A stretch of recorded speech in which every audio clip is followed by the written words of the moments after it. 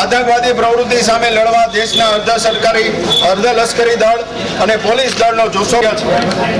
સમય પાકી ગયો છે। આતંકવાદી પ્રવૃત્તિઓ રોકવા અને આતંકવાદ નેસ્તનાબૂદ કરવામાં કેન્દ્રની કોંગ્રેસ સરકાર સંપૂર્ણ નિષ્ફળ ગયેલ હોય। રાષ્ટ્રપતિજી તત્કાલ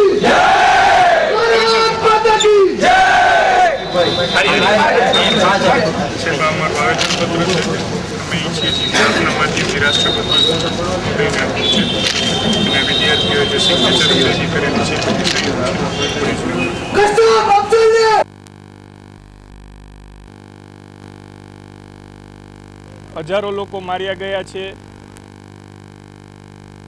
વેરી બજારમાં હુમલો થયો છે। હજારો લોકો માર્યા ગયા છે। મુખ્યત્વે એમાં બધા ગુજરાતીઓ છે અને દેશના દરેક ભાગમાં આજે આતંકવાદી પ્રવૃત્તિ ફૂલી ફાલી રહી છે। પરંતુ મુસ્લિમ આતંકવાદ, હિન્દુ આતંકવાદ જેવા બહાના હેઠળ આતંકવાદીઓને ડામવાની જગ્યાએ કેન્દ્ર સરકાર કોઈના ઉપર દોષારોપણ કરી રહી છે। આજે યુવાનો આ બાબતે પોતાનો આક્રોશ વ્યક્ત કરે છે। ગઈકાલે સમગ્ર રાજકોટની કોલેજમાં અને મોરબી તાલુકામાંની બધી જ કોલેજમાં યુવાનોએ કોલેજે અને યુનિવર્સિટી કેમ્પસમાં ફરી અને કુલ 10,000 વિદ્યાર્થીઓની સહી એકત્ર કરી અને અમે માનનીય રાષ્ટ્રપતિજીને મોકલાવીએ છીએ અને અમારો અનુરોધ છે કે હવે સખત હાથે આતંકવાદી કોઈ પણ હોય એને કચડી નાખો।